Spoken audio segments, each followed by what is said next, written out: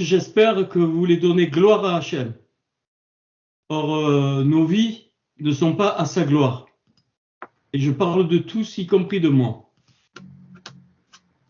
Si quelqu'un me dit, oui, moi, ma vie est à la gloire de Hachem, ben, qu'il se lève et on va tous l'applaudir. OK. L'apôtre Paul dit quelque chose de très particulier. J'avais donné tout un message là-dessus. Et excusez-moi, l'apôtre Paul n'a pas écrit en grec. J'en ai ras-le-bol. OK? Il faut aller dans l'hébreu. Et c'est beaucoup plus difficile dans la Béchora d'aller dans l'hébreu parce qu'on n'a pas le texte original, sauf Matatai. Et moi, le peu que j'ai trouvé quand j'ai pu remonter dans l'hébreu, eh bien, c'est quelque chose de très fort, qui n'a quasiment rien à voir, enfin, pas dans tout, mais quasiment qui n'a rien à voir. Donc, l'écriture est sainte, mais pas dans le sens chrétien du terme. Je m'excuse. Donc, le mot que je vais employer, c'est Méchéri, c'est-à-dire petit Machiar. Chacun de nous, nous sommes un petit Machiar. Notre nature, elle est divine. Elle sort directement de Hachem parce que le Mashiach, c'est la plus grande chose qui puisse exister donc au monde, dans tous les univers. C'est la plus grande que personne ne peut comprendre. Personne ne peut comprendre. Personne ne peut comprendre le Mashiach. Personne ne peut comprendre l'onction. On la vit il y a beaucoup de charnel dans ce qu'on appelle l'onction. Et pour capter un petit peu, pour aller vers le point de la grandeur de Hachem, donc tout ce que ça implique, son kadosh, son kavod, sa sainteté, sa gloire, sa shimra, qui nous dépasse totalement, sa présence. Il est en train de dire, mais écoute, ouvre les yeux.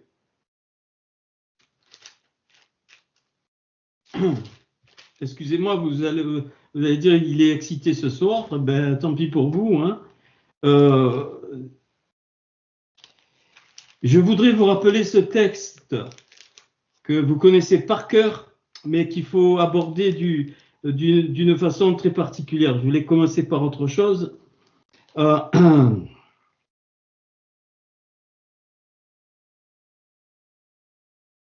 Que dirons-nous donc? La loi est-elle péché? Paul qui parle, hein? Et donc je le fais donc en français. Parce qu'il prétendait être dégagé de la loi. Ah, mais je suis plus sous la loi maintenant, je suis sous la grâce.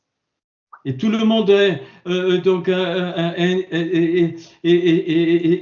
intervenu, dans les doxas chrétiennes, je suis sous la grâce, alléluia, je fais n'importe quoi.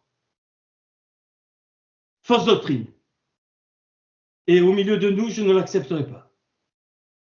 Terminé. Voilà. La grâce est plus, la recette, la grâce est plus exigeante que la loi. Beaucoup plus. La loi, elle exigeait des sacrifices de sang d'animaux. La grâce, elle a exigé le sacrifice du plus grand créateur de tout l'univers, du principe de la vie, du principe du Mashiach.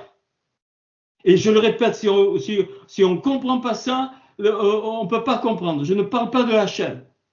Hachem, il a donné ses principes. Et donc la grâce, c'est pas faire ce que je veux quand je veux. Et puis c'est bon.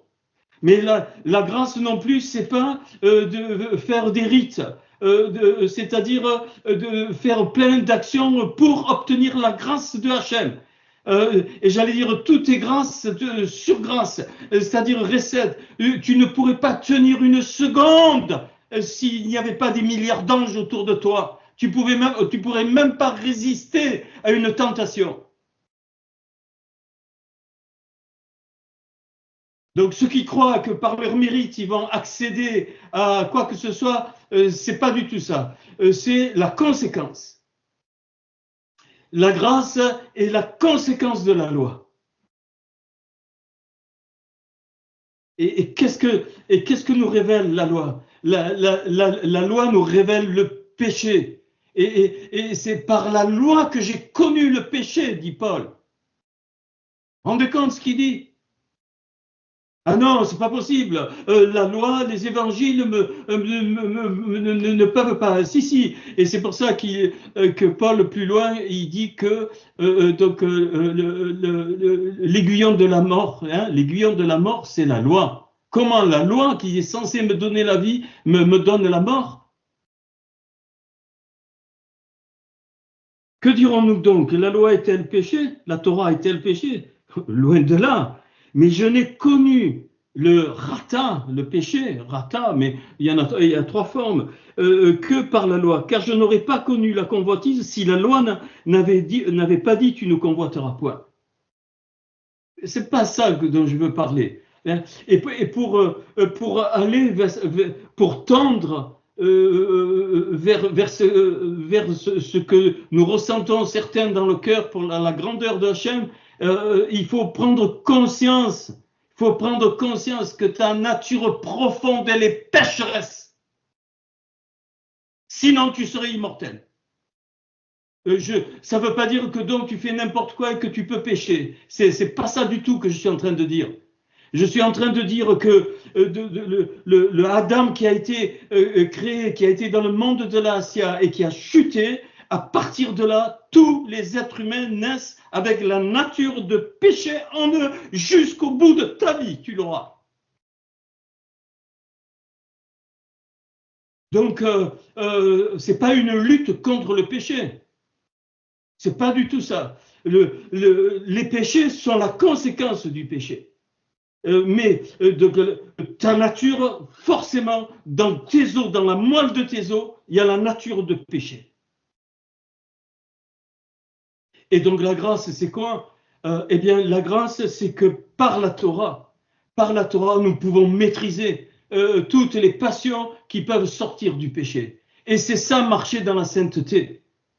C'est pas être exempt de faute. Toute ta vie viendra des pensées et on aura donc une lutte à faire. Enfin, je continue parce que c'est pas mon propos. Je veux qu'on puisse capter la grandeur de Hachem. Et pour cela, il faut accepter dans l'humilité. Il faut accepter dans l'humilité ces réalités. Sinon, c'est faux. C'est une fausse grandeur. Et le péché saisissant l'occasion, évidemment, depuis le Gan Eden, donc à moi, par le commandement, vous vous rendez compte, par le commandement, eh bien, m'insuffle toutes sortes de convoitises, car sans loi, le péché est mort.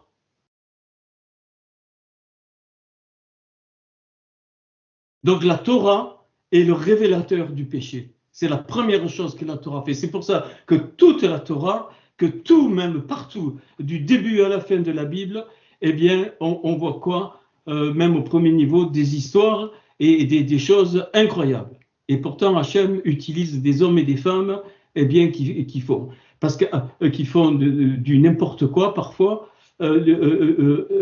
Pourquoi? Parce que nous devons réaliser, vraiment réaliser de tout cœur que dès que nous naissons, dans nos os, il y a la nature de péché. Et donc, la sanctification, la purification, c'est pas être exempt de choses. Purification, c'est dévoiler l'étincelle intérieure, ce pourquoi j'ai été fait. Et plus j'avance vers cette identité, eh bien, plus je tends vers donc cette sainteté, cette pureté, je tends vers cette grandeur de Hachem. Et c'est pour ça que moi j'aime beaucoup ce passage de Jean, qui est presque une contradiction avec ce qu'on connaît, bon, à un moment donné, donc il est dit que tout homme est pécheur et privé de la gloire de Dieu. Ça n'est un, mais la bonne nouvelle, enfin la bonne nouvelle, ce qu'il faut comprendre, excusez-moi, je cherche en même temps dans la Bible en français, comment on peut expliquer ce que Jean dit ici. Excusez-moi, si quelqu'un voit son frère commettre donc, un péché, donc là il ne parle pas de la nature de péché, pas du tout, qui ne mène point à la mort. Tiens, comment? Il y a des péchés qui mènent à la mort et des péchés qui ne mènent pas à la mort. Qui ne mènent pas à la mort, qu'il prie, Dieu donnera la vie à ce frère. Il donnera à ceux qui commettent un péché qui ne mène point à la mort. Peut-être j'en parlerai tout à l'heure, il y a un péché qui mène à la mort. Ce n'est pas pour ce péché-là que je dis de prier. Toute iniquité est un péché et il y a tel péché qui ne mène pas à la mort. Nous savons que quiconque est né de Dieu ne pratique pas le péché. Il ne dit pas que quiconque est né de Dieu n'a plus la nature de péché. À la croix, Yeshua ne nous a pas enlevé la nature de péché. Parce que sinon nous serions éternels comme lui. Parce que la conséquence du péché, c'est la mort. Or, nous sommes mortels. Ok. Nous savons que nous sommes de Dieu et que le monde entier est sous la puissance du mal. Peu importe. Et donc, pour moi, étant autrefois sans loi, je vivais. Donc, c'est-à-dire, il y a là, c'est ce que j'appelle la prise de conscience qui va me permettre de prendre conscience de la grandeur de Dieu. Mais quand le commandement vint, le péché reprend vie. Donc, il faut comprendre, quand on prend au premier niveau toute la Torah et tous les commandements, le péché en nous qui vient de la nature de péché reprend vie. C'est incroyable. Mais pourquoi? C'est pour nous amener à la victoire. C'est pour nous amener donc à la victoire sur nous-mêmes, sur tout le travail qu'on doit faire. Ainsi, le commandement qui conduit à la vie se trouve à, pour moi, conduire à la mort. Le commandement, il parle de la Torah, les mitzvot. Il dit donc la loi est sainte, c'est-à-dire elle révèle, elle est complètement à part. Hein, donc la loi est sainte et le commandement est saint et juste et bon. Ce qui est bon a-t-il donc été pour moi une cause de mort? Il se pose la question, puisque le commandement est bon. Il dit loin de là, mais c'est le péché afin qu'il se manifeste comme péché. Ce que Hachem veut, c'est que la Torah nous révèle notre nature de péché. Et à partir du moment où je l'accepte, je ne dis pas que ça veut dire qu'on va vivre dans le péché, pas du tout. À partir du moment où j'accepte que ma nature est de péché, à ce moment-là, je suis candidat à la grandeur de Hachem. Enfin, à la grandeur, à tendre vers sa grandeur. Et le commandement devient, mais c'est le péché afin qu'il se manifeste comme péché. Pourquoi? Pour qu'il soit jugé en me donnant la mort parce qu'il est bon et que c'est par le commandement il devienne condamnable au plus haut point. Nous savons en effet que la loi est spirituelle, mais moi, je suis charnel, vendu au péché. C'est Paul qui parle, hein, c'est pas moi. Il dit, car je ne sais pas ce que je fais, je ne fais point ce que je veux et je fais ce que je hais. Or, si je fais ce que je ne veux pas, je reconnais par là même que la loi est bonne. Et maintenant, ce n'est plus moi qui le fais, c'est le péché, ma nature de péché qui habite en moi. Ce qui est bon, je le sais, n'habite pas en moi, ainsi de suite. Donc, d'où ça, la dualité entre donc la volonté de l'homme et la volonté de Hachem. Peu importe, et Paul va déclarer comme une impossibilité. Il dit, donc je trouve donc en moi cette loi, quand je veux faire le bien, le mal est attaché à moi. Et quand je prends plaisir à la loi de Dieu selon l'homme, car je prends plaisir à la loi de Dieu selon l'homme intérieur. Mais je vois dans mes membres une autre loi qui lutte contre la loi de mon entendement et qui me rend captif de la loi, de la nature de péché qui est dans mes membres. J'invente pas qui est dans mes membres, dans la moelle des os. Et là, donc, il dit, misérable que je suis, qui me délivrera? Il pose la question, comment? C'est impossible alors. Impossible. Impossible. Tu peux faire tous les efforts. Les cathos, ils se mortifient, ils se font des fouets dans les moineries pour expier leur nature de péché. Ils ne peuvent pas. Donc on le sait bien. Et donc il dit voilà la grâce. Grâce soit rendue à Dieu par Yeshua HaMashiach, notre Seigneur. Et c'est pour ça que nous devons devenir des petits Mashiach. C'est la nature divine en nous qui nous permet de surmonter toutes les tentations, d'être victorieux dans le domaine. C'est pas l'étude de la Torah, c'est pas le nombre de prières, c'est pas la méditation. C'est Yeshua HaMashiach, comment en tant que principe créateur. Si lui m'a créé, il y a que lui, absolument que lui, et ça c'est la vraie grâce qui peut me délivrer. Il ne m'enlève pas la nature de péché, mais il m'aide à la surmonter. C'est pour ça que Paul continue dans Romains 8, il n'y a donc plus aucune condamnation pour ceux qui sont des petits Mashiach, c'est-à-dire pour ceux qui sont en Yeshua, donc HaMashiach.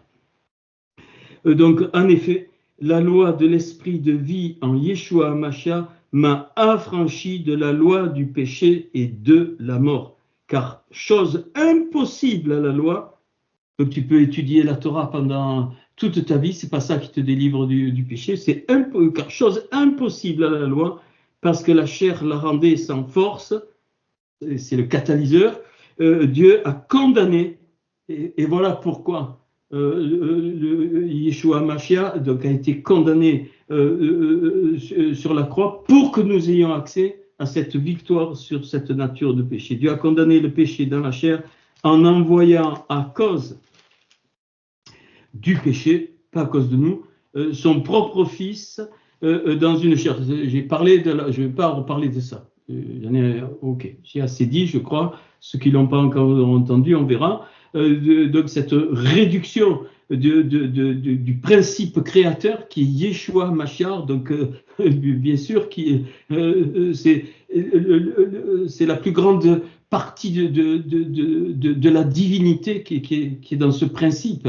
Hein, nous sommes tous les êtres humains ont une partie divine en eux. Et cela afin que la justice de la loi soit accomplie en nous. Il n'y a pas d'autre chemin. Rien.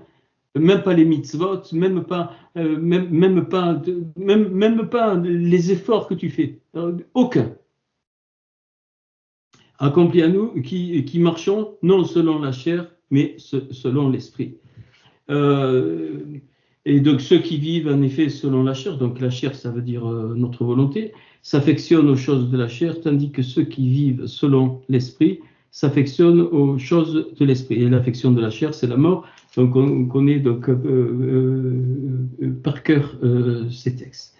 Et dans cette dimension, donc je réalise que je peux avoir le vouloir, la volonté de faire le bien, mais je n'ai pas la puissance de faire le bien. C'est impossible. Et même parfois, le bien que je peux faire, le vrai bien que je peux faire, sort de ma nature divine, de la nature divine que Hachem a placée en nous par le Mashiach. Ça ne sort pas de moi. C'est pas mes efforts. C'est sa nature divine qui arrive à nous donner la force. C'est pas nous. Et à ce moment-là, alors, oui, là on peut parler de... C'est plus qu'une grâce, c'est une dimension incroyable.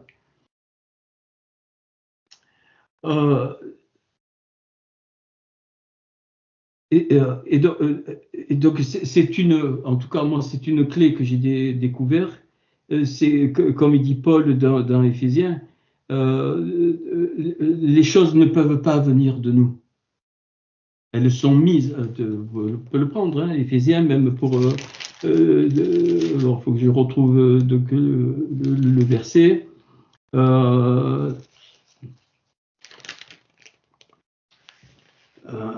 Et c'est pour ça que Paul va parler d'une de l'écriture par l'esprit.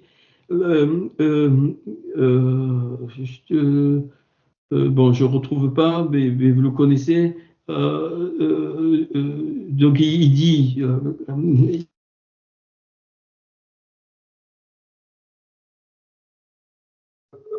en tant que ça vient forcément de Hachem.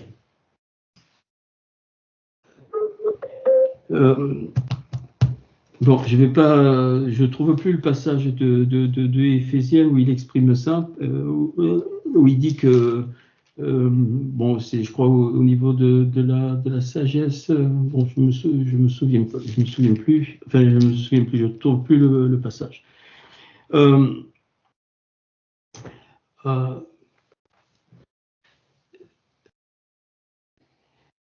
Et quand on regarde un petit peu,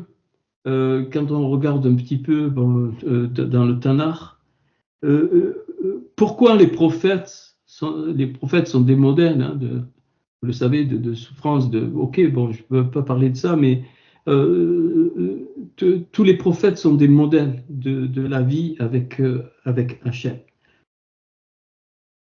Et comment tous ils ont crié sur leur incapacité, incapacité à comprendre même les choses de Hachem. Et bon, j'aime beaucoup ce passage d'Ésaïe 6, où Ésaïe a une vision. Et il dit, l'année de la mort du roi Osias, je vis le Seigneur assis sur un trône très élevé. Et les pans de sa robe remplissaient le temple. En fait, il est rentré dans la vision. Et ça correspond aussi à la même dimension quand Paul dit « Je connais un homme » en parlant de lui qui, je ne sais s'il a été ravi donc au ciel ou au troisième ciel, mais voilà, et qu'il a entendu des choses ineffables. Donc Paul est monté, j'allais dire, il est monté très haut. Alors on essaie de mettre tous les caméras, hein, s'il vous plaît. Et des séraphins se tenaient au-dessus de lui. Ils avaient chacun 6 ailes, 2 dont ils se couvraient la face, parce qu'on ne peut pas voir la face de Hachem. Donc se couvraient la face, comme quand il parle à Moïse, il dit, tu ne peux pas me voir de face. Il est 2 dont ils se couvraient les pieds, c'est-à-dire leur marche. Leur marche, même la marche doit venir d'en haut. Il se couvrait les pieds, et 2 dont il se servait pour voler, c'est-à-dire pour monter. Qu'est-ce que je veux dire? Je veux dire que rien ne peut venir de nous. Ce qui nous semble venir de nous, c'est Hachem qui l'imprime dans notre cœur. C'est Hachem qui imprime le désir d'aller dans la parole. C'est Hachem qui imprime le désir de chanter. C'est Hachem qui imprime le désir de prier, dans le bon sens du terme. C'est Hachem qui imprime le désir de tout, absolument de tout, si on est un enfant du Seigneur. C'est-à-dire si en nous, donc la partie divine qui est en nous, eh bien, elle manifeste notre identité qui vient du Mashiach, qui nous a donné dès le départ. Et donc il voit ça, donc Ésaïe, il criait l'un à l'autre en parlant des séraphins, c'est comme des langues de feu. Il criait et il disait Kadosh, Kadosh, Kadosh, Saint, Saint, Saint est l'Éternel des armées, toute la terre est pleine de sa gloire. Ésaïe avait compris que ça ne pouvait pas sortir de lui, que ça ne pouvait pas être par ses mérites, ainsi de suite, ainsi de suite. Et qu'est-ce qu'il dit? La première chose qu'il dit malheur à moi, je suis perdu car je suis un homme dont les lèvres sont impures. Plus la grandeur de Hachem, est prise en conscience, plus on va se sentir malheur à moi, mes lèvres sont impures. Et ça, c'est une très grande clé pour moi. C'est une très grande clé parce qu'elle génère l'humilité. Elle génère vraiment le respect de l'autre. Elle génère aussi tout ce qu'on désire. Et à ce moment-là, on s'aperçoit que c'est pas par nos efforts. Nos efforts, en fait, ne sont que le résultat de ce que Hachem a mis en nous. C'est ça qu'il faut comprendre. Quand tu prends ta bicyclette, c'est pas la bicyclette qui fait l'effort, c'est toi. Et la bicyclette, elle le suit. Nous, c'est un peu pareil. Devant Hachem, c'est Hachem qui pousse, qui fait l'effort. Et nous, on doit suivre. On doit suivre son chemin. Et quand on a des choses qui sont sur nos cœurs, ça vient de lui. Tout vient de lui. Absolument tout vient de lui. Je ne peux pas mieux expliquer. Enfin, ok. J'habite au milieu d'un peuple dont les lèvres sont impures et mes yeux ont vu le roi, l'Éternel des armées. Mais l'un des séraphins vola vers moi, tenant à la main une pierre ardente qu'il avait prise sur l'autel avec des pincettes, il en toucha ma bouche. Notre bouche doit être comme un habile écrivain, il est dit dans un psaume. Mais si les séraphins, c'est-à-dire le feu de Hachem d'en haut, les séraphins sont des êtres envoyés de feu, c'est eux qui envoient le baptême de feu, par le Saint-Esprit bien sûr par la roi à Kodesh, mais eh bien, il n'y a que ce feu qui peut toucher ma bouche.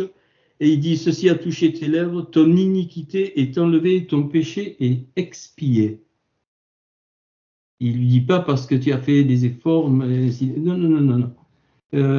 Parce que ce feu donc est venu d'en haut. D'où l'importance du baptême de feu, qui est mentionné dans la Béchora pour nous, les Goïms. Quand Jean-Baptiste voit Yeshua passer, il lui dit, lui, il vous baptisera d'esprit, le souffle, hein, et il vous baptisera de feu. Et donc le baptême de feu est une expérience qui se travaille. C'est j'appelle ça une expérience de pleine sanctification, mais qui n'est pas due à nous. Tant qu'on pense qu'on le mérite, on est complètement à côté de la plaque. Et j'entendis la voix du Seigneur disant, qui enverrai-je et qui marchera pour nous? Je répondis, me voici, envoie-moi, parce que c'est à ce moment-là que Ésaïe est prêt. Bien-aimés, si nous ne sommes pas transformés entièrement de l'intérieur par le souffle saint, par le Saint-Esprit si tu veux, ça ne me gêne pas, par le souffle saint de Hachem, tout ce que nous allons faire tôt ou tard va poser problème parce que ça n'a pas été forcément initié de Hachem. Ce feu doit nous toucher. Et c'est pas pour rien que quand ils étaient dans la chambre haute, les 120 dans la chambre haute, c'est dommage, j'ai pas le temps, mais 120 ça a une valeur particulière. Eh bien, ils ont été avant de faire quoi que ce soit. Hein, il est venu comme un vent impétueux qui a tout fracassé et ils ont été baptisés d'esprit et de feu. Le feu, des langues de feu se sont posées donc sur leur tête. C'est ces séraphins que donc Ésaïe a vu. Et c'est ça qui a permis à ceux qui ont vécu ce vrai baptême de feu, ce vrai baptême d'esprit, pas d'enlever leur nature de péché, mais de vaincre, d'être des vainqueurs. Et pourquoi? Parce qu'ils avaient vécu l'humilité avec Yeshua, même Pierre l'a renié, ainsi de suite, et il y a eu une transformation en eux. Et parce qu'il y a eu cette transformation dans leur pensée, ça a ouvert la porte donc au baptême d'esprit et de feu, et ils ont pu rentrer sous la robe du Seigneur. Je voudrais que ce soir on entende ça, que chacun de nous entrions sous la robe du Seigneur. J'en ai assez des discours vains. J'en ai assez des discours Paul, il dit qu'il ne mène à rien, qu'il ne mène qu'à des disputes de mots et des tensions et des divisions et des sectes. Nous devons parler le langage de l'esprit. Et pour parler le langage de l'esprit, il faut que notre intérieur soit littéralement baptisé de feu. Même s'il y a encore des luttes, ainsi de suite, mais si tu es baptisé de feu, tu vas parler le lachon. Lachon, c'est le langage, lachon. Hein, c'est exactement la même valeur que Yeshua, 386. Et ce baptême, alors tout le monde, oui, allez, sois baptisé du Saint-Esprit, c'est pas ça, c'est pas ça. C'est pas ça, c'est pas ça et c'est pas ça. C'est d'abord notre cœur devant Hachem, et qui est ouvert complètement. Et à un moment donné, Hachem, il déclenche en son temps ce qu'il veut, quand il veut. Il n'y a pas de copie. Ça n'existe pas. C'est pas parce qu'un tel a vécu comme ça, l'autre va vivre comme ça. Et c'est à ce moment-là, et seulement à ce moment-là, qu'on devient des méchéris, des chrétiens si tu veux. Mais ce mot, je l'ai banni parce qu'il ne veut plus rien dire aujourd'hui. C'est-à-dire que nous disposons la nature du Machavien et c'est immuable. Ça ne bouge pas. Ça peut se réduire, mais le lumignon, il ne s'arrête jamais. Et c'est ainsi que Hachem ne se repent de rien de ce qu'il donne. C'est dans cette dimension-là. Donc voilà, et toutes les vraies onctions. Élie il était rempli de feu. Élie est rempli de feu. Élisée était rempli de feu, du feu de l'esprit.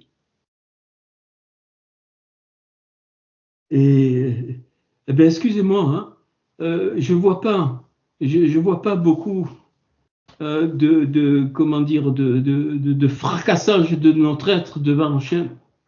J'entends plein de discours, plein d'opinions, plein de moi je pense. Ça doit s'arrêter. Point final. Ça doit s'arrêter.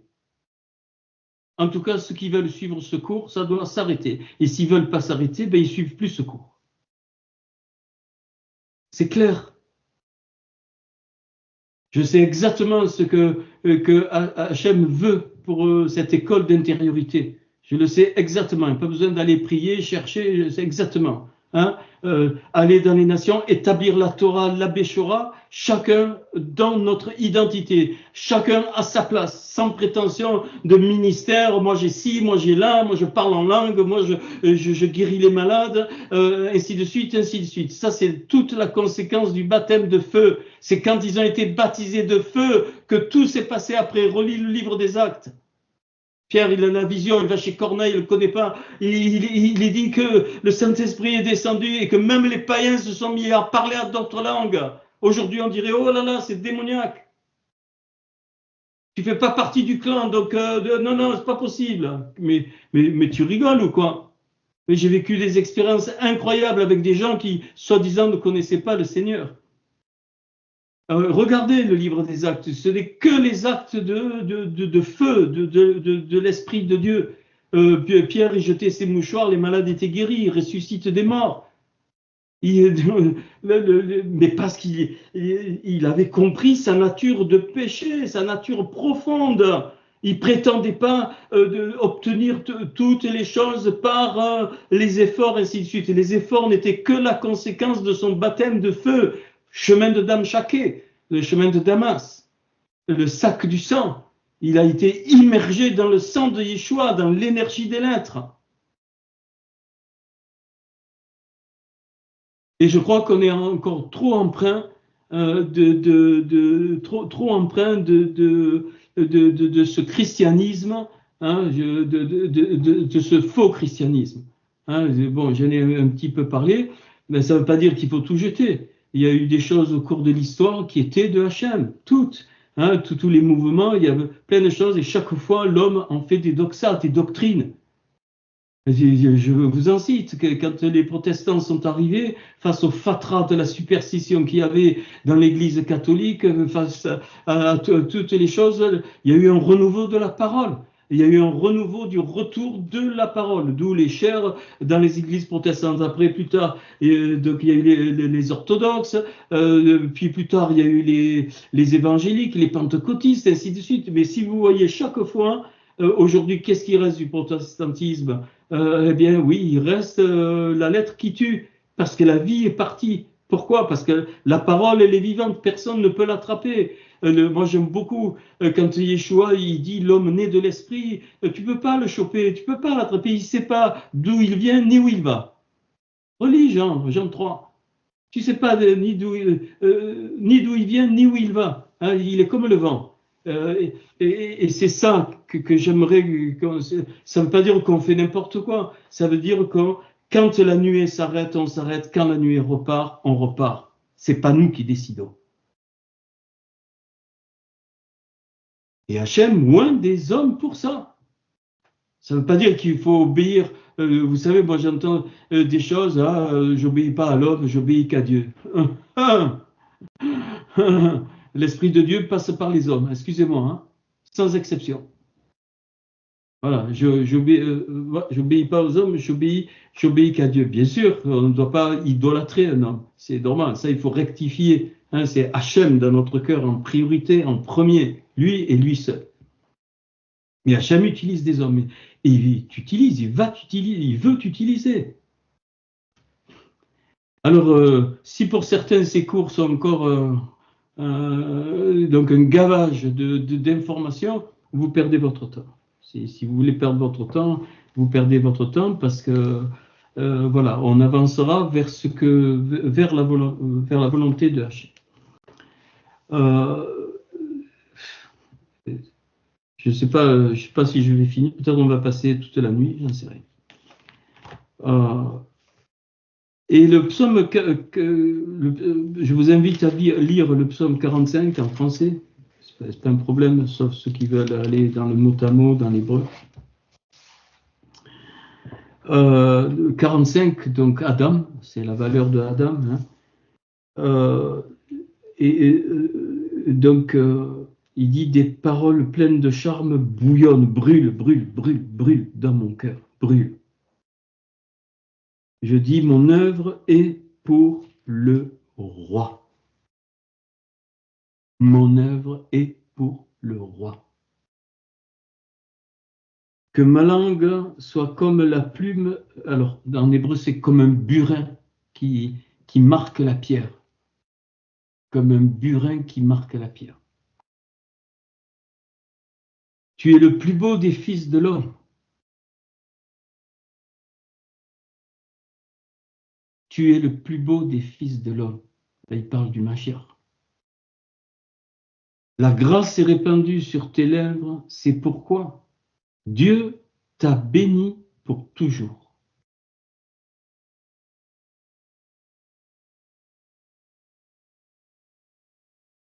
Et c'est pas pour rien que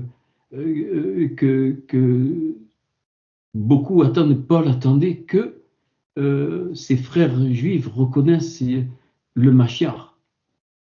C'est pas pour rien. C'est parce que c'est cette dimension-là. Vaillant guerrier, saint ton épée, ta parure et ta gloire. Il parle du Mashiach, là.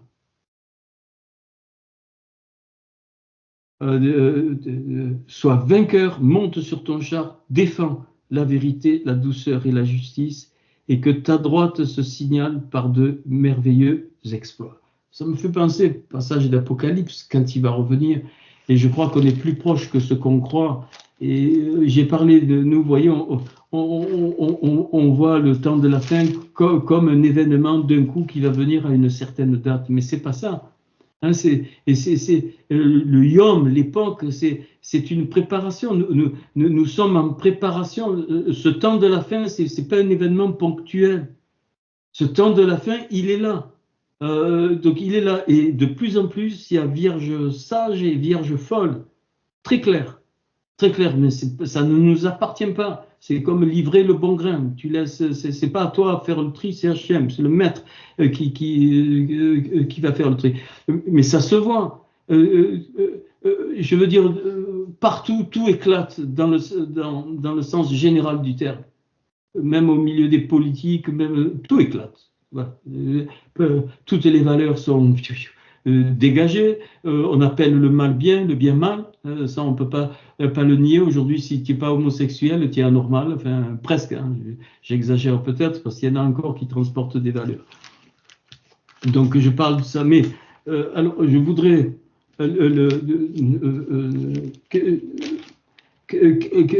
alors, hein, je veux qu'on comprenne, et cette génération d'Élysée qui est sur mon cœur et qui a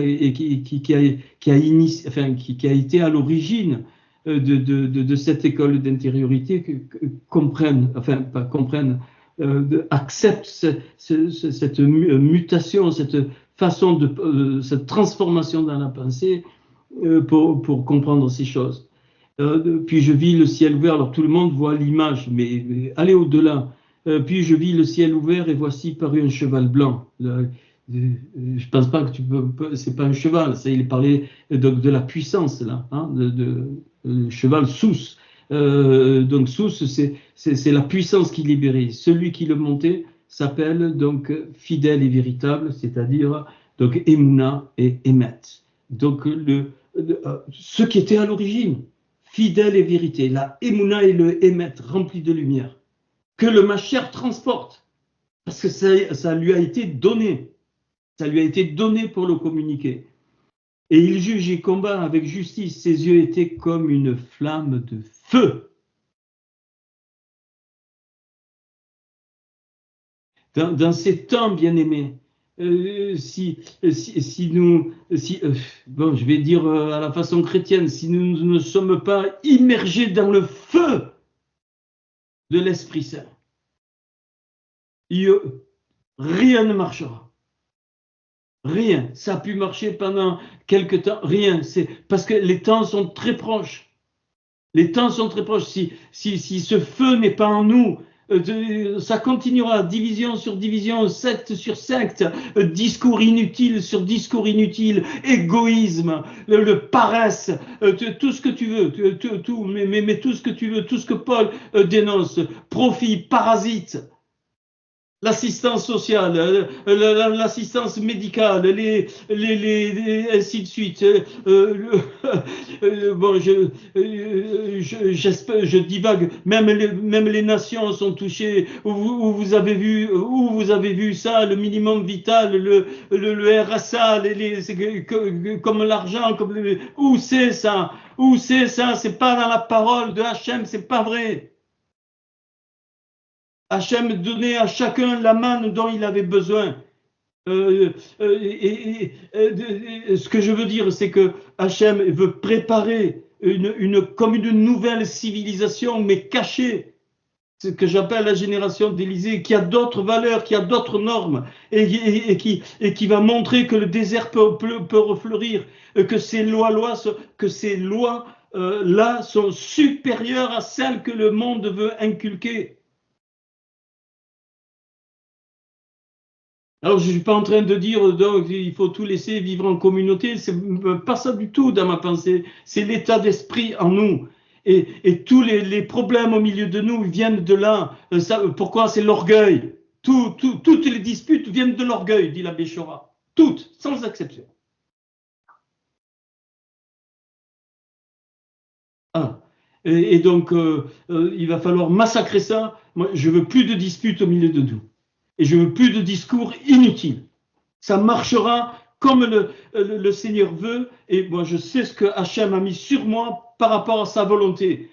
Établir la Torah dans les pays, établir la Béchora, et que les gens, dans les points où ça sera, eh bien, ils se développent. Et que toute cette partie, l'Église, enfin, ce qu'on appelle l'Église, j'aime pas, la Kohéla, retrouve cet amour-passion que l'Église d'Éphèse avait. Ce que j'ai contre toi, c'est que tu as perdu ton premier amour. Alors oui, je suis né de nouveau il y a 20 ans, donc je l'ai perdu, mais pas du tout.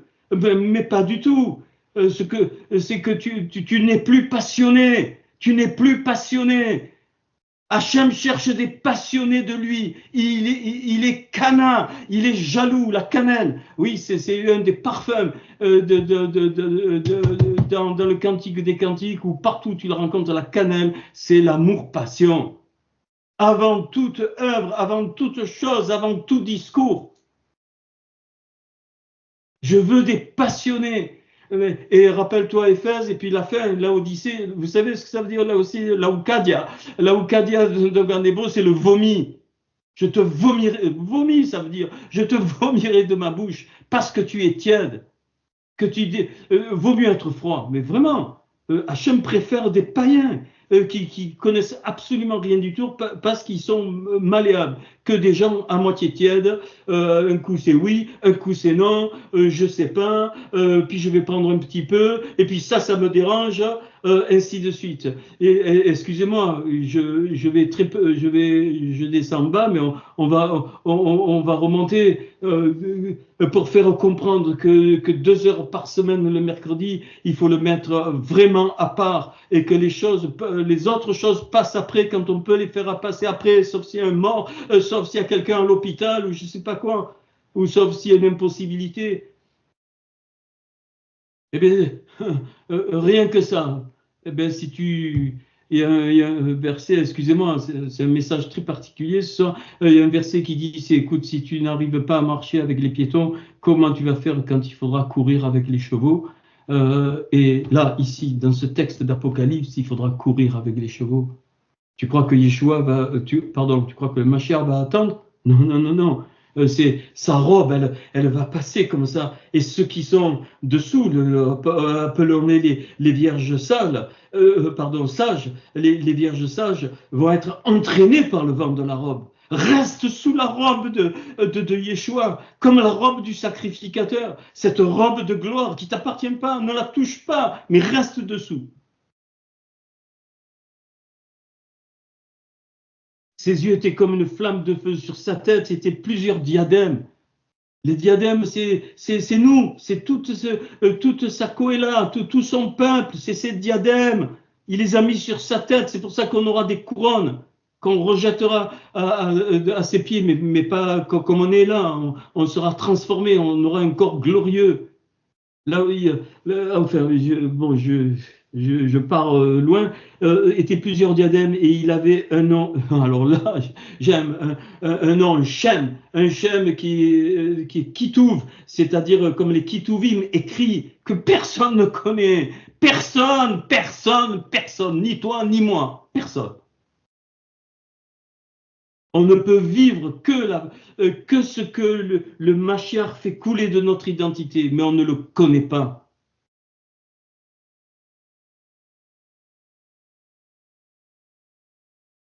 Il avait un nom écrit que personne ne connaît si ce n'est lui-même, et il était revêtu d'un vêtement teint de sang, c'est-à-dire donc un vêtement qui transportait toute la gloire de l'énergie des lettres mise à leur place, du Aleph au Tav.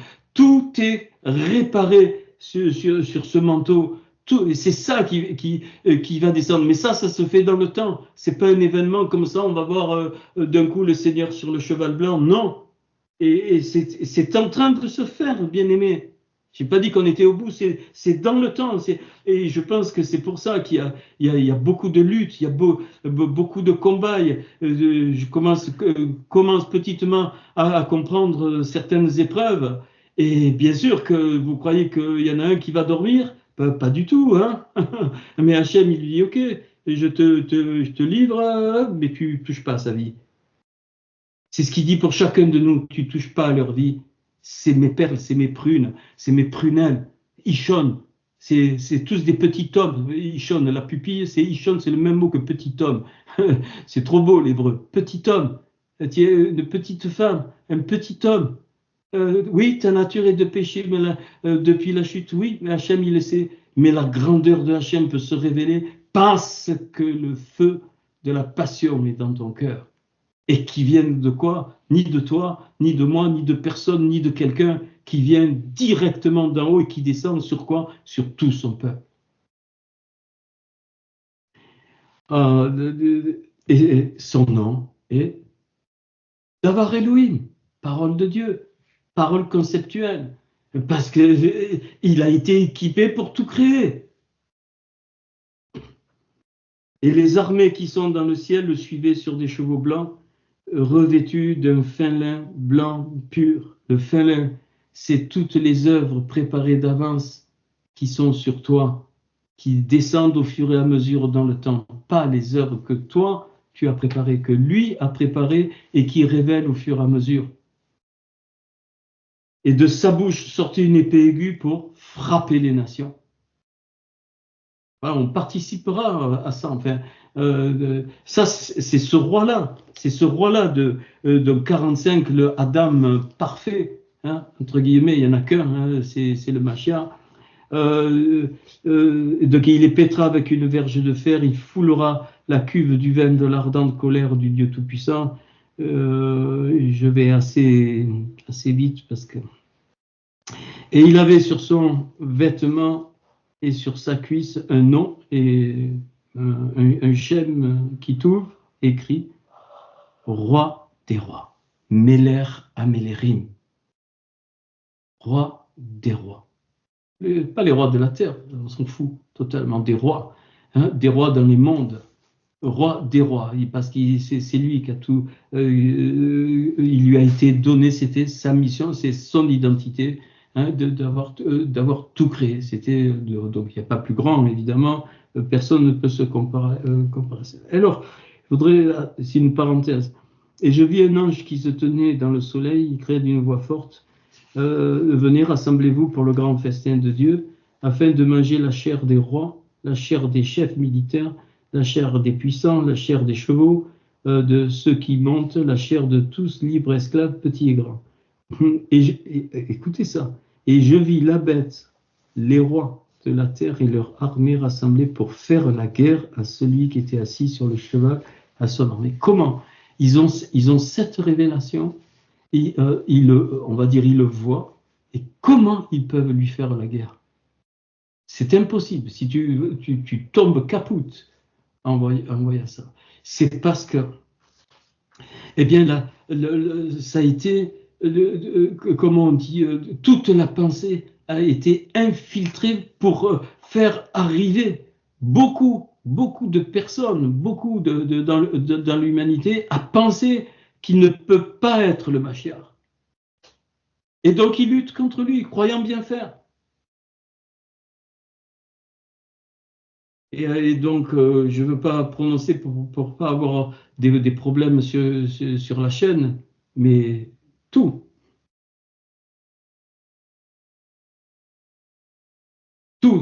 c'est insidieux, c'est cette pensée unique qui s'infiltre. Donc, alors bon, je vais pas parler des détails, c'est pas mon rôle. Hein, mais regardez, ça s'infiltre partout, même dans les éléments banals de notre vie. Ok. Et puis la bête fut prise, hein, ainsi de suite. Mais au début de ce texte, il est dit qu'il descend avec ses saints et avec son peuple. Et c'est ses saints et son peuple qui vont vaincre la bête. Ne crois pas que d'un coup c'est Yeshua Mashiach, allez, il va faire. Non, non, non, non, non. On va participer à cette destruction des énergies négatives. On participera, chacun avec notre rôle et notre identité. Et cette bête qui faisait les prodiges par lesquels il avait séduit ceux qui avaient pris la marque de la bête et adoré son image, ils furent tous les deux jetés dans l'état ardent de feu et de soufre. C'est pas écrit du tout que c'est l'enfer.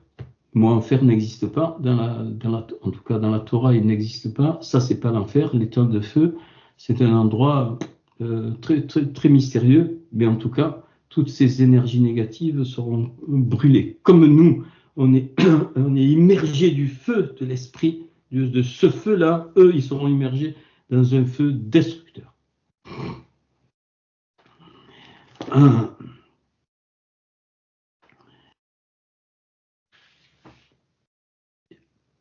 Alors, le psaume 45, si continue, ton trône, ô Dieu, et tu as toujours le sceptre de ton règne est un sceptre d'équité. Tu aimes la justice, tu hais la méchanceté. Je vais en français exprès comme ça. Après, à Paris, on pourra y aller dans l'hébreu. Hein, j'ai tout ce qu'il faut. C'est pourquoi, oh Dieu, ton Dieu, t'a oint d'une shemen sasson, d'une huile de joie. C'est pas la joie qu'on croit. Donc, cette huile, elle sort de la chorma, de la sagesse par privilège sur tes collègues. Alors là, on retrouve la myrrhe, donc ça c'est la souffrance, l'aloès, hein, cette couverture, donc la casse qui parfume, donc ça c'est la croix dans quoi? Dans les palais d'ivoire, les instruments à cordes te réjouissent, des filles de rois sont parmi les bien-aimés, ainsi de suite, bon, ainsi de suite. La reine est à ta droite, c'est-à-dire celle qui se prépare. Alors,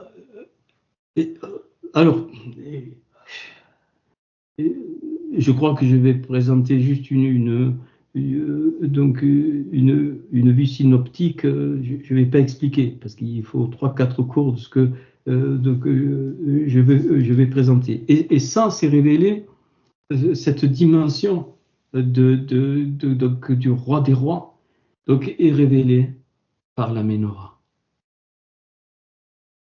La Ménorah, ça devait être d'une seule pièce. Alors, Exode 25.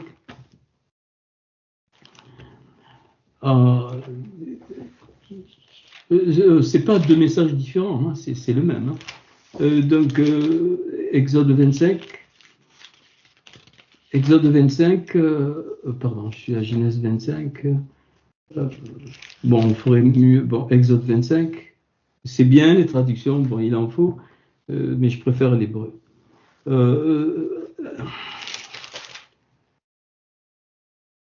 À partir du verset 31, tu feras un chandelier d'or pur. Ce chandelier sera fait d'or battu. Son pied, sa tige, ses calices, ses pommes, ses fleurs seront d'une même pièce. Ça a été la plus grande difficulté de Moïse pour construire ce chandelier. Il ne savait pas comment faire, c'est écrit dans la Mishnah. Donc il décrit, les trois on connaît, le chandelier à 7 branches, il y aura sur les calices, les pommes, les amandes, ainsi de suite, la tige du chandelier, il y a la description, mais c'est surtout, donc la fin que je veux vous montrer, on emploiera un talent d'or pur pour faire le chandelier, avec tous ses ustensiles, regarde, et fait d'après le modèle qui t'est montré sur la montagne. Tous les psaumes pour monter des mahalotes. Et ça correspond à Jean 1:1. Au commencement était la parole, et la parole était avec Dieu, et c'est pas la parole était Dieu. C'est pas vrai, c'est mal traduit. Et la parole était en Dieu.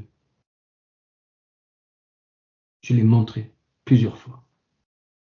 Et la parole était en Dieu, en Hachem. Ok. Et le chandelier révèle cela. Comment? Et comment ça nous est révélé? Par la Torah et la Béchora. Voilà pourquoi il est dit qu'il écrivait comme un habile écrivain dans un psaume. Et Paul il dit, je vous ai écrit, hein, donc non avec de l'encre, mais avec le Saint-Esprit. Écoutez bien, bien-aimés, Hachem nous a écrit, nos vies ont été écrites par Hachem.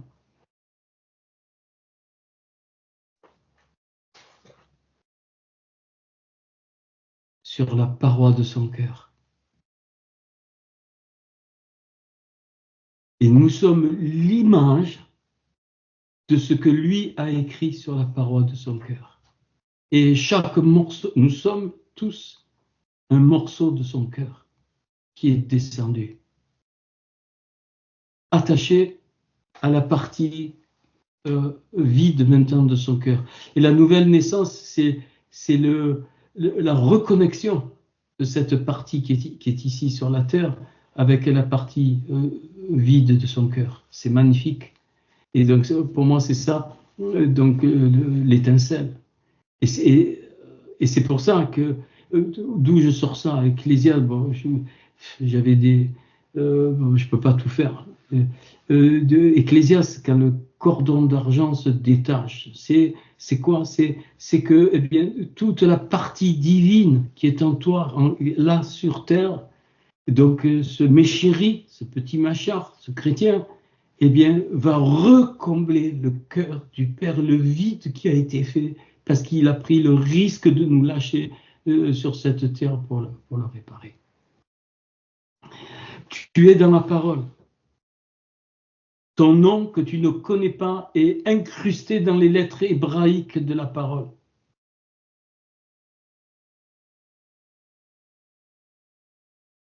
Rappelez-vous, je te donnerai un nom nouveau que nul ne connaît. Toute la parole est écrite avec l'encre de l'esprit de Hachem qui est en nous. Et c'est pour ça que tu inverses le mot main, c'est-à-dire le moyen. Main, yud, tu l'inverses, c'est Dieu, c'est l'encre. Donc la main, le moyen, c'est l'image de ce que tu as toujours été, et donc qui se manifeste par ta main, c'est-à-dire par l'œuvre de Hachem au travers. Les mains, c'est l'œuvre, le moyen. Et donc ce chandelier est très très particulier. Bien sûr, on connaît les 7 branches, les 7 jours de la création, vous pouvez aller voir les raves, vous pouvez parcourir tout Internet, ça ne me gêne pas du tout. Mais vous trouverez ce que je vous donne, vous ne le trouverez pas. Clair, net et précis. Personne ne démontre ce que je démontre, c'est-à-dire que Yeshua, il est le Mashiach. Point. Ça, c'est unique. Bon, enfin, c'est quelqu'un qui m'a dit ça, c'est pas moi. Hein. Je ramène.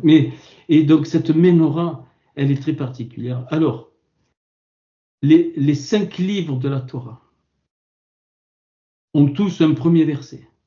Le premier verset de Bereshit, 7 mots. Genèse. Le premier verset de Shemot, les noms, Exode, 11 mots. Le premier verset de Lévitique, Vaïkra, vous notez, hein, je ne vais pas vite, vous notez, 9 mots. 7, 11 et 9, 27. Le Bémidar, 17 mots du premier verset, c'est-à-dire Bémidar, ça veut dire dans le désert, qu'on a traduit par nombre, ou encore ce qui vient de la parole. Bon, peu importe, je ne vais pas développer 17. Et le dernier Devarim, les paroles 22, 22 et 17, 39. Donc les 5 premiers versets des 5 livres de la Torah font au total 66. Et il y a quelques années, un jour, Hachem, ça a été un rêve, il m'a montré la place. Dans un rêve. Je vais vous présenter ça de façon synthétique et cette menorah, eh bien, révèle totalement Yeshua Mashiach, tout le principe, il y a tout le principe de la création.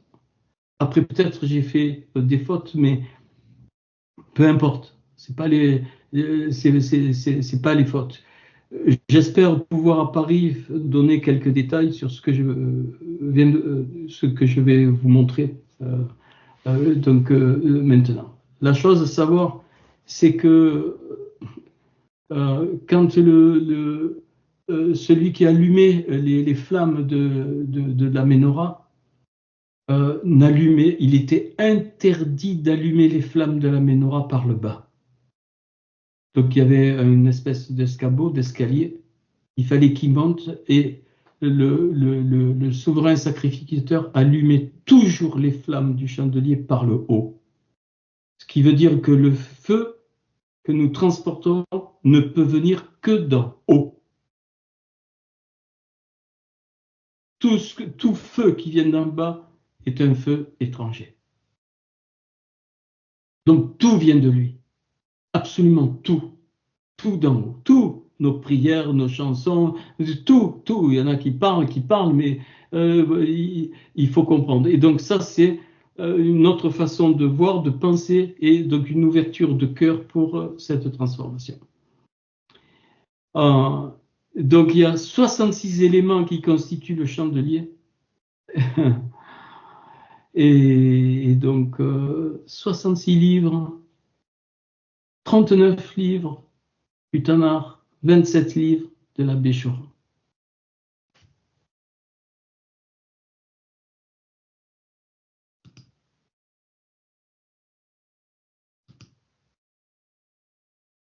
Ah.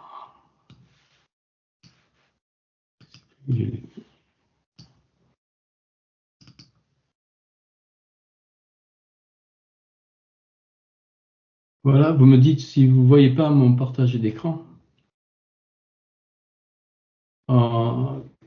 Est-ce que vous voyez mon partage d'écran? Oui. Oui, c'est bon. Oui. C'est bon. Merci, Priscilla. Je vais passer les détails. Donc, je l'ai écrit donc en code de 20. Mais ça, c'est particulier. C'est bon, je ne peux pas détailler. Et donc, ce dernier regarde est fait d'après le modèle qui t'est montré sur la montagne. Donc ici, Mecha, Béar. Regarde est fait, regarde depuis la montagne. Et là, dans la valeur des lettres, eh bien, vous avez donc on retrouve donc les livres. Ici, le même, c'est la 13e lettre, 13 livres des Ketuvim, Esther, Daniel, ainsi de suite. Le Resh, c'est la 20e lettre, c'est donc les 20 prophètes Nabim, les 20 livres donc prophétiques, et Ésaïe est à part, parce qu'il est un condensé de tous les livres de la parole. Aleph 1, donc c'est Ésaïe, donc 50, pardon, pas 50. Ça c'est les Nabim, donc 20 et 1, ça fait 21 livres prophétiques, 66, et chaque chapitre de Ésaïe correspond à chaque livre. Bereshit correspond à Ésaïe 1. Exode, Shemot correspond à Ésaïe 2, ainsi de suite. Et Ésaïe 66 correspond à Apocalypse. Puis ici le Et qui vaut 5, les 5 livres de la Torah. Le Bet qui vaut 2, Épîtres aux Hébreux et Apocalypse, que tu dois mettre en parallèle. L'Apocalypse est absolument sémitique et donc hébreu est sémitique et il y a une correspondance. Enfin, je n'ai pas tout trouvé, mais l'Épître aux Hébreux et l'Apocalypse peuvent être vus comme un miroir, comme d'ailleurs avec le prophète Daniel, mais ici on est dans la Béchora. Le 5 ici, c'est quoi? Les évangiles connectés avec le livre des Actes, ça fait 5. Et enfin, comme l'épître aux Hébreux est ici, il reste 20 épîtres, le Resh, ici, donc 20 épîtres de l'apôtre Paul. Les 2 derniers mots de Exode 25, 5, comité montré sur la montagne. Montré sur la montagne inclut les 66 livres que nous connaissons, les 66 livres de la Torah et de la Béchora. Je vous ai mis le résumé là, je ne vous ai pas envoyé. Je l'enverrai qu'à ceux qui veulent. Ok. Ça, c'est première partie. Alors,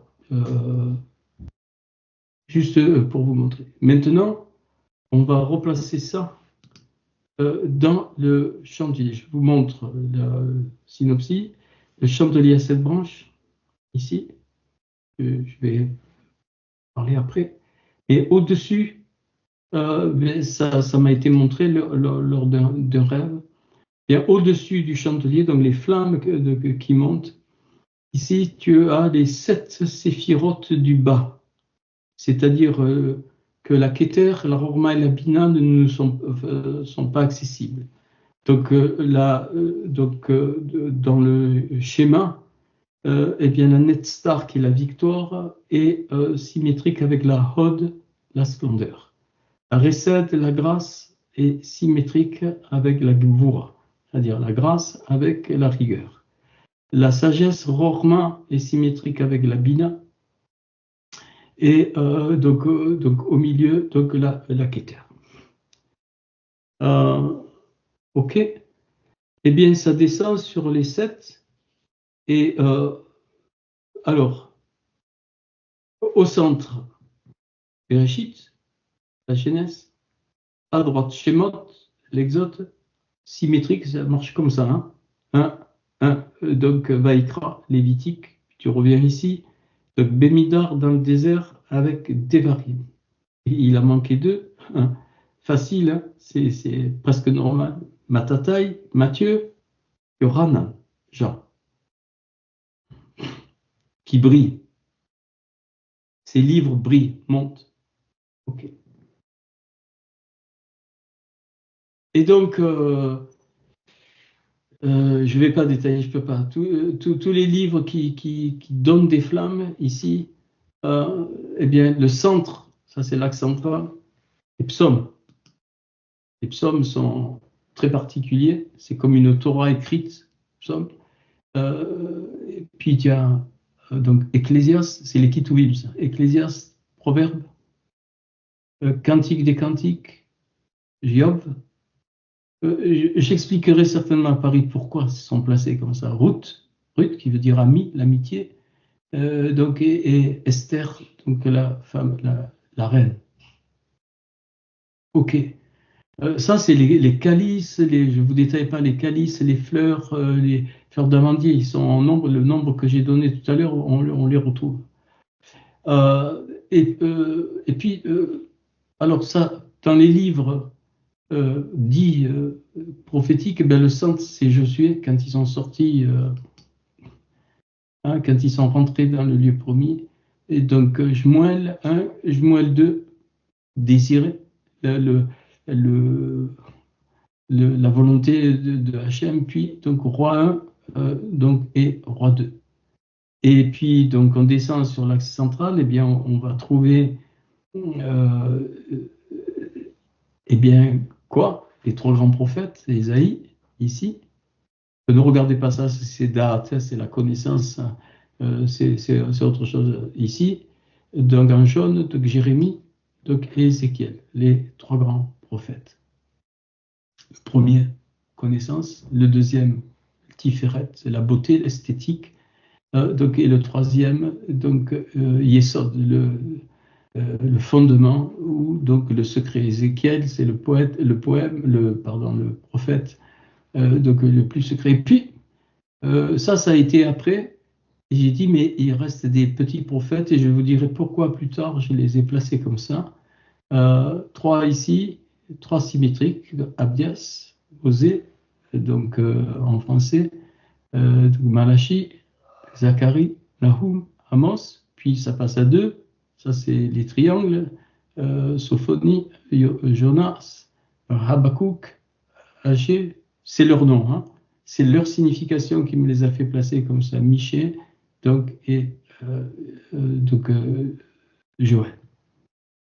Ok, puis quelque chose d'important, tous ces livres qui sont placés comme des fondements, ben, ça va être le livre des juges, le livre des chroniques, chronique 2, la reconstruction donc par du temple, enfin la reconstruction de l'autel et du temple, Esdras ici, je vous dirai plus tard pourquoi je l'ai mis là, avec Daniel, qui va révéler toute la connaissance du temps de la fin, donc qui va être lié avec l'Apocalypse ici, le livre des Actes, Néhémie et les Lamentations ici. Et puis, il restait quoi?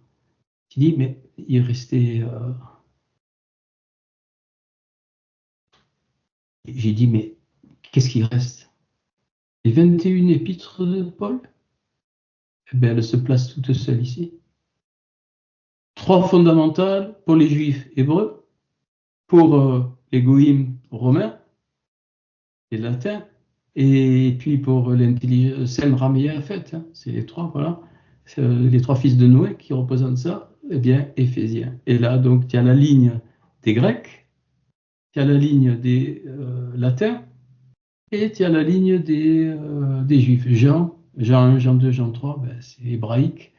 Euh, à fond, Pierre, pareil, Pierre, Jacques, c'est des épîtres sémitiques. Et puis ici, donc là, c'est très latin, hein, Goïm, Timothée, Jude, ainsi de suite. Ah, quand j'ai eu ça, j'ai dit, mais ça, c'est OK. Et puis entre les espaces du chandelier, eh bien, tu as les cinq mondes. Tu as les cinq mondes. Aleph, au centre, Hatzilut, puis la création, bête ici, vous voyez, c'est la Bria, Bereshit bara, la Yetzira, ici. Excusez-moi, là j'ai déplacé la photo. Donc j'aurais dû faire annuler plutôt. Attendez, 2 minutes.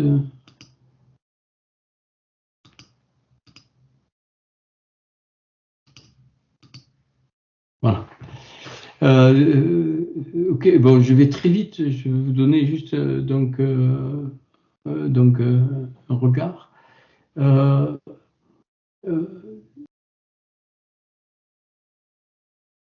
euh, où j'en étais, oui, donc la Yetzira ici, puis le monde de la Assia, et puis là où est passée la chute, là on était enfin, c'était dans le monde de la Assia, le Gan Eden, ici, c'est ici, donc il faudra effectivement à la fin, avec les lamentations, ainsi de suite, pour réparer ce monde, et on est passé au Lamazé, c'est-à-dire notre monde dans le pied du chandelier. Alors, c'est une autre façon de voir l'écriture, bien sûr. Mais et qu'est-ce que révèle? Qu'est-ce que révèle ce chandelier? Chaque flamme ici, Yehoshua. Le nom hébraïque de Yeshua, on a enlevé le vav, et le vav, c'est il a accompli la Torah. Ça, c'est la Torah, hein, et ça, c'est le salut. Donc, chou, le salut. Et son nom commence par Yod et Vav. Yod et Vav. Et ce souffle-nom, il devient salut. Donc Yeshua, comme Élie et Élisée, c'est le même principe. Euh, donc voilà, je pense qu'on fera les détails, il faudra plusieurs cours. Pourquoi ils ont été placés comme ça? Pourquoi certains, je les ai placés comme ça, d'autres, je les ai vus dans cette nuit-là. Et voilà, moi, je trouve, c'est pas de moi, c'est de Hachem. En tout cas, il me semble.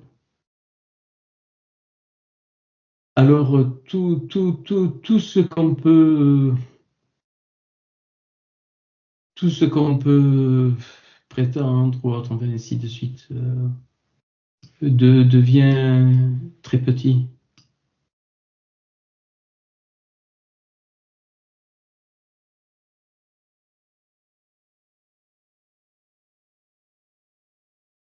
C'est une grandeur colossale. Donc rien n'est gratuit. Ah, et je finirai par ça. Reste sous la robe du Seigneur, roi des rois. Je ne parle pas de Hachem. Le Seigneur, c'est pas Hachem. Je l'ai dit plusieurs fois. Il a une part énorme de la divinité, puisqu'il a tout créé. Nous avons une part de sa divinité, sinon nous ne serions pas des êtres adamiques. Et c'est une robe de gloire.